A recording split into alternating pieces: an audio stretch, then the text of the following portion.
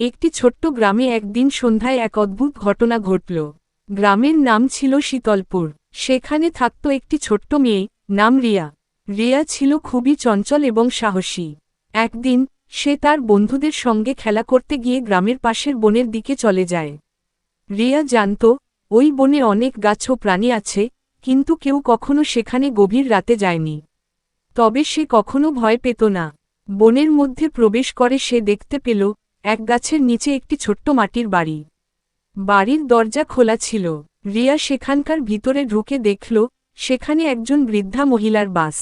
বৃদ্ধা মহিলার চেহারা খুবই রহস্যময় ছিল, তবে তার চোখে ছিল এক ধরনের শান্তি। বৃদ্ধা মহিলাটি রিয়াকে বললেন, তুমি এখানে এসেছ, কিন্তু তোমার উদ্দেশ্য কি? রিয়া মুচকি হাসে এবং বলে, আমি শুধু একটু ঘুরতে এসেছি। বৃদ্ধা মহিলা তখন তাকে একটি ছোট্ট পাথর উপহার দেন, যা বললেন, এটি তোমার সাহসের চিহ্ন।